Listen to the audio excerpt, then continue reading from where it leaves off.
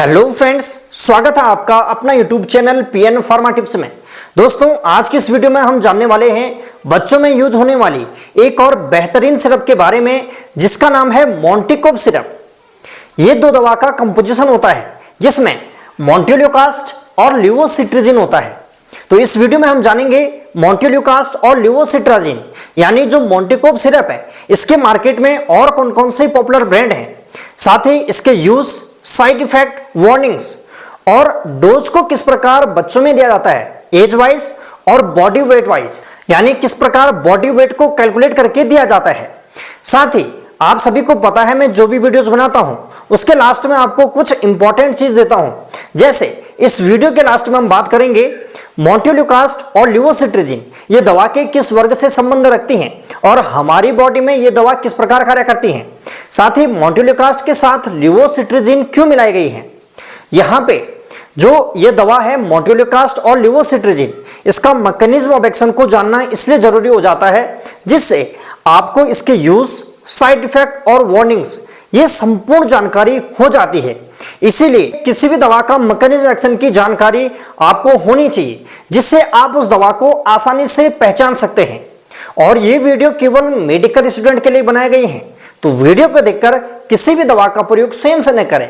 दवाओं का self medication करना घातक हो सकता है। मोंटेकोब सिरप, ये मोंटेकोब सिरप दो दवा का कंपोजिशन होता है जिसके अंदर मोंटेल्यूकास्ट सोडियम और ल्यूओसिट्राजीन डाइहाइड्रोक्लोराइड होता है।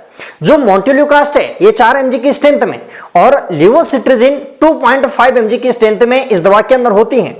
और आपके पास यदि इसका सिरप होगा तो आप इसे बैक करके देखेंगे तो इस पे लिखा होता है कंपोजिशन ईच 5 ml कंटेंट, यानी प्रत्येक 5 ml में जो मात्रा होती है मोंटेल्यूकास्ट 4 mg और ल्यूओसिट्राजीन 2.5 mg।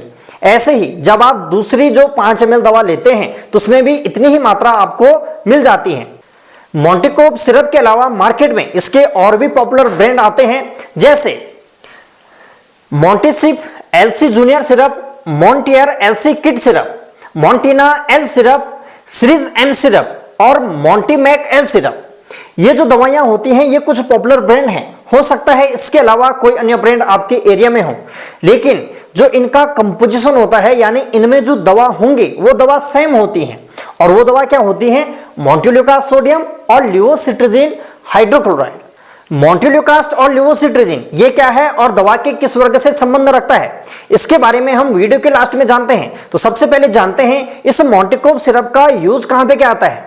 बॉडी में किसी प्रकार की एलर्जी हो गई हो तो एलर्जिक कंडीशन को दूर करने के लिए इस सिरप का प्रयोग किया जाता है। एलर्जिक लक्षण जैसे खुजली, स्किन एलर्जी होना और ब्रोंकियल अस्थमा, साथ ही एलर्जी के कारण छींक आना, खांसी होना, सामान्य सर्दी जुकाम, नाक बहना और नाक बंद होना, साथ ही आंखें लाल हो जाना, आंखों से पानी आना और नाक में खुजली होना और अस्थमा के लक्षण जिसमें बच्चे को सांस लेने में तकलीफ होती है, बच्चे का सांस फूलता है, चेस्ट से घर घर की आवाज आती है यानी चेस्ट के अंदर म्यूकस का जमाव हो जाता है और बच्चे को सांस लेने में कठिनाई होती है।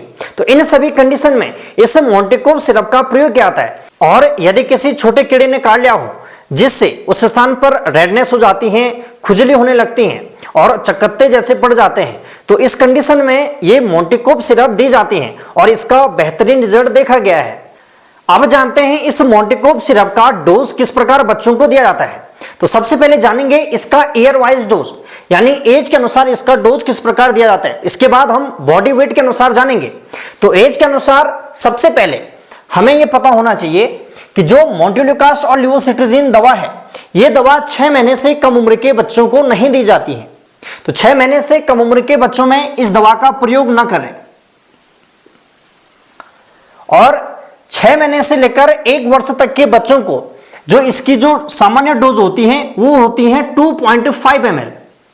यानी जो ये मोंटेकोब सिरप है, ये मोंटेकोब सिरप आप 2.5 ml बच्चे को दे सकते हैं। साथ ही 1 वर्ष से लेकर 2 वर्ष तक के बच्चों में 2.5 ml से 3 ml दवा दी जा सकती है। ठीक है, ऐसे ही 2 से लेकर 5 साल तक के बच्चों में 3 ml से लेकर 5 ml दवा दी जा सकती है। ऐसे ही 6 वर्ष से लेकर 10 वर्ष तक के बच्चों में यह दवा 5 ml दी जाती है। साथ ही 11 वर्ष से लेकर 14 वर्ष तक के बच्चों में यह दवा 5 ml से 7.5 ml दवा दी जा सकती है और 15 वर्ष से ऊपर के बच्चों में ये 10 ml दवा दी जाती है। और जो ये सिरप है इसको केवल रात को ही लेना होता है। तो एक समय पर यह दवा दी जाती है, मात्र दिन के एक टाइम, तो रात को खाने के बाद इस दवा को दिया जाता है। तो ये था मोंटेकोप सिरप का ईयर वाइज डोज कैलकुलेशन।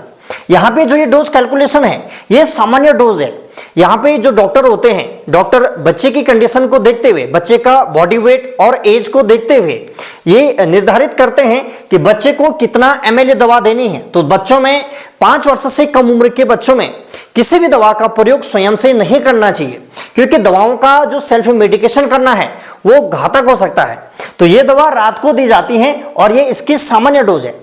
अब बॉडी वेट के अनुसार इस दवा को किस प्रकार दिया जाता है इसको जानते हैं। यहाँ पे जो ये डोज कैलकुलेशन है, एज से ज्यादा बेटर होता है बॉडी वेट के हिसाब से दवा देना, क्योंकि बॉडी वेट के हिसाब से सटीक दवा बच्चे को जाती है।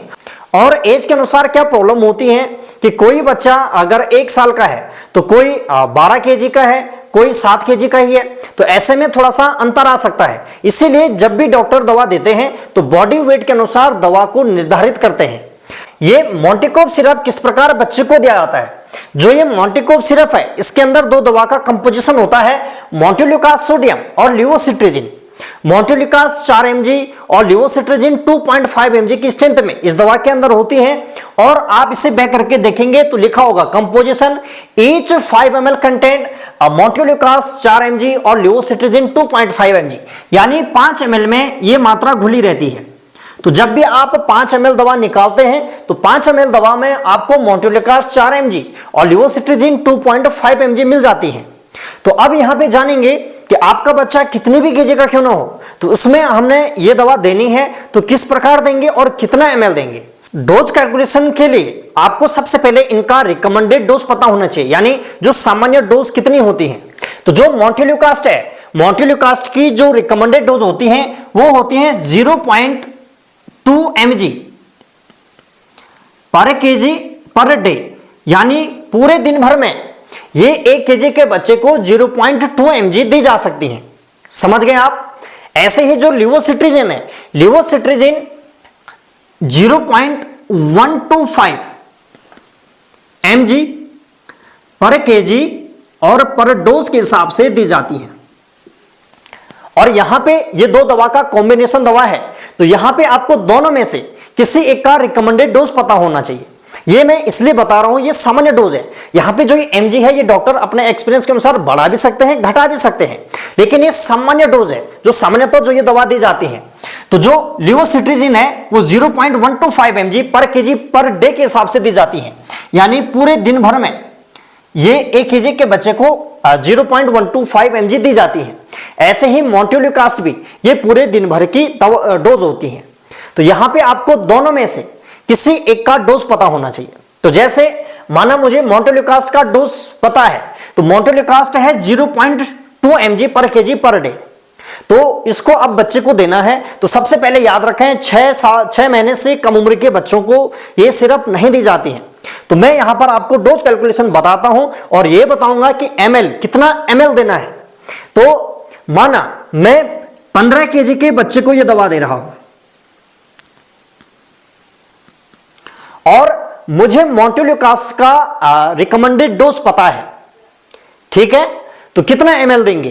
तो देखिए 15 kg के बच्चे को हमने दवा देनी है, तो सबसे पहले बच्चे का वेट है 15 इंटू रिकमेंडेड डोज, सामान्य जो डोज है आप मोंटेल्यूकास्ट का देखते हैं क्योंकि हमें इसका पता है, तो 0.2 mg, समझ गए, इंटू कितने ml में ये मात्रा घुली है। तो आप बैक करके देखेंगे तो ईच 5 ml कंटेंट, यानी 5 ml में ये मात्रा घुली है ना, तो 5 और अपॉन कितनी मात्रा घुली है। तो मोंटेल्यूकास्ट का अगर मुझे रिकमेंडेड डोज पता है तो ऐसे ही मुझे इसी की मात्रा लिखनी है।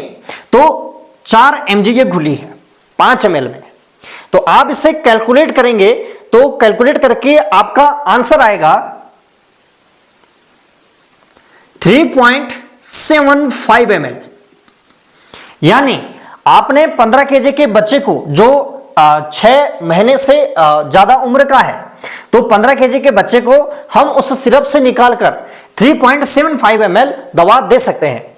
और 15 केजी के बच्चे को जो मोंटेल्यूकास्ट है ये कितनी mg जा रही है, ये जा रही है हमारी 3 mg, यानी 15 इंटू 0.2, तो 3 mg आपका आंसर आएगा। तो यानी 3 mg हम 15 केजी के बच्चे को दे सकते हैं, लेकिन जो सिर्फ हमारे पास वो ml में है, तो हमें 3 mg देना है। तो कैसे पता चलेगा कि 3 mg कितने ml में होता है? तो इसके लिए ये बताया हूं। तो सबसे पहले बच्चे का weight into recommended dose into 5 upon, यानी 3.75 ml अगर आप उस बच्चे को दवा देते हैं तो उसके अंदर 3 mg दवा आपको मोंटेल्यूकास्ट की मिल जाती है। समझ गए? तो इतना ml आप देंगे। तो हुआ ना आसान डोज कैलकुलेशन करना। तो जैसे मैं मोंटेकोब सिरप दे रहा हूं, तो मुझे या मोंटेल्यूकास्ट सोडियम का रिकमेंडेड डोज पता होना चाहिए या लेवोसिट्राजिन का पता होना चाहिए। आपका आंसर आ जाता है। तो मोंटेल्यूकास्ट का आपका आंसर है 3.75 ml। ऐसे ही आपका कंफ्यूजन दूर करने के लिए मुझे जो मोंटेल्यूकास्ट सोडियम है इसका माना जो डोज है, रिकमेंडेड डोज है, वो मुझे पता नहीं है। मुझे केवल लेवोसिट्राजिन का डोज पता है। तो इसको किस प्रकार देंगे, यहां पर देखिए इन दोनों का आंसर सेम आना चाहिए। समझ गए? तो आपको दोनों में से किसी का भी रिकमेंडेड डोज पता हो, आप आसानी से कैलकुलेट कर सकते हैं। देखते हैं सही आता है या नहीं आता है। तो लेवोसिट्राजिन माना मैं 15 केजी के बच्चे को ही दे रहा हूं, तो किस प्रकार देंगे? सबसे पहले बच्चे का वेट इंटू लेवोसिट्राजिन की रिकमेंडेड डोज। इसकी रिकमेंडेड डोज होती है 0.125 mg, ठीक है, इंटू कितने ml में ये मात्रा घुली है? तो आप मोंटेकोब सिरप देखेंगे तो लिखा होगा each 5 ml, तो 5 ml में। और कितनी मात्रा घुली है? तो लेवोसिट्राजिन की कितनी मात्रा घुली है? 2.5 ml। तो इसको अगर आप कैलकुलेट करेंगे तो आपका आंसर 3.75 ml ही आएगा। तो हुआ ना कितना आसान डोज कैलकुलेशन करना, और इसके लिए आप कैलकुलेटर का प्रयोग भी कर सकते हैं। तो ये है इस दवा का डोज कैलकुलेशन। कितना आसान है डोज कैलकुलेट करना। तो यहां पे जो ये डोज कैलकुलेशन है, डॉक्टर अपने एक्सपीरियंस के अनुसार बढ़ा भी सकते हैं, घटा भी सकते हैं mg को, तो इससे कंफ्यूजन ना हो। अब जानते हैं इस मोंटेकोब सिरप का साइड इफेक्ट क्या होता है। सामान्यतः तो इसका बहुत कम साइड इफेक्ट देखा गया है, लेकिन यदि इसे ज्यादा लंबे समय तक या ज्यादा मात्रा में लिया जाए तो ये कुछ साइड इफेक्ट दिखा सकती हैं, जैसे नाउजिया, वोमिटिंग होना, सर में दर्द होना, पेट दर्द होना। और इसका जो सबसे कॉमन साइड इफेक्ट देखा जाता है वो है बच्चे को नींद आना और सुस्ती आना। तो ये कुछ साइड इफेक्ट होते हैं और ये स्वतः ही धीरे धीरे खुद ब खुद ठीक हो जाते हैं। जब तक दवा का असर रहता है तब तक ये साइड इफेक्ट दिखाते हैं। और इस दवा को लीवर और किडनी की प्रॉब्लम यदि किसी बच्चे को हो तो उस कंडीशन में बिल्कुल नहीं दी जाती हैं या डॉक्टर की सलाह पर ही दी जाती हैं। साथ ही यदि कोई बच्चा इस दवा को लेने से एलर्जिक हो, यानी उसमें एलर्जी की प्रॉब्लम और ज्यादा बढ़ रही हो, तो उस कंडीशन में भी इस दवा को नहीं दिया जाता है। यदि ये या इसके अलावा कोई अन्य साइड इफेक्ट अगर बच्चे पर दिखते हैं तो तुरंत डॉक्टर को दिखाएं, जिससे वो ये दवा न लिखकर कोई अन्य दवा बच्चे को प्रिस्क्राइब कर सकें। अब वीडियो के लास्ट में जानते हैं ये मोंटेल्यूकास्ट और लेवोसिट्राजिन ये दवा के किस वर्ग से संबंध रखते हैं और हमारी बॉडी में किस प्रकार कार्य करती हैं। जो मोंटेल्यूकास्ट है, मोंटेल्यूकास्ट ये एक एंटी एलर्जिक दवा है जो बॉडी में बनने वाले जो ल्यूकोट्रिएंस होते हैं इनके कार्य करने को रोक देती है। इसको और विस्तार से जानने के लिए सबसे पहले हमें ये जानना होगा जो ल्यूकोट्रिएंस है ये क्या होती हैं और इसका निर्माण कैसे होता है। तो इसके निर्माण को समझते हैं।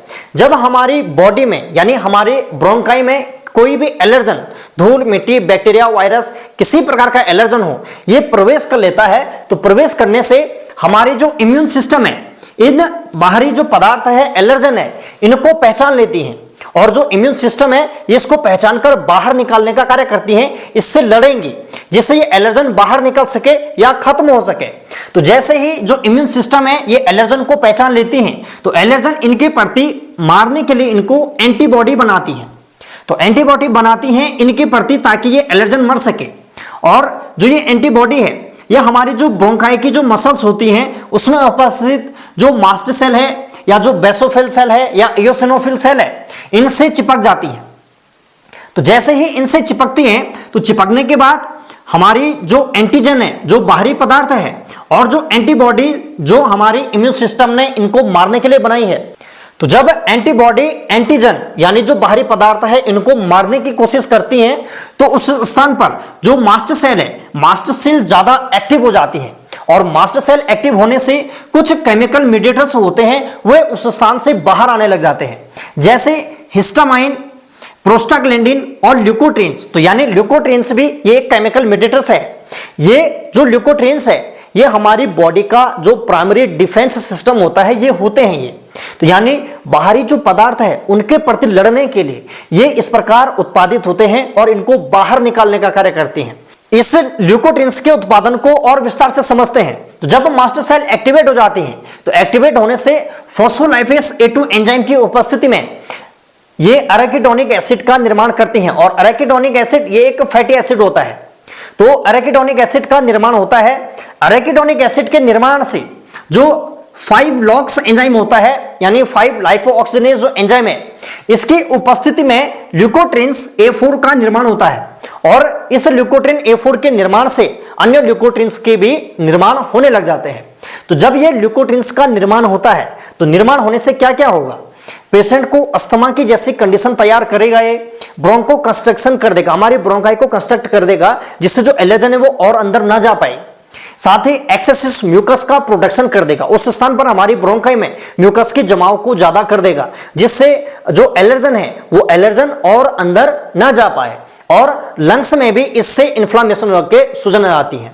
तो यहाँ पे ये नॉर्मल कंडीशन होती है ल्यूकोट्रिन्स की, लेकिन जब ये एक्सेसिव मात्रा में ज्यादा एक्टिव हो जाती हैं या ज्यादा मात्रा में बनने लग जाती हैं तो ये स्वतः ही हमें नुकसान करने लग जाती हैं। यानी अगर ब्रोंको कंस्ट्रक्शन होगा तो ये ज्यादा मात्रा में होगा तो पेशेंट को क्या प्रॉब्लम होगी, पेशेंट की जो ब्रोंकाई है वो नैरो हो जाएगी। नैरो होने से उस स्थान पर म्यूकस के जमाव से पेशेंट को सांस लेने में तकलीफ होती है, और ज्यादा ही कंडीशन हो गई तो पेशेंट की डेथ तक हो सकती है।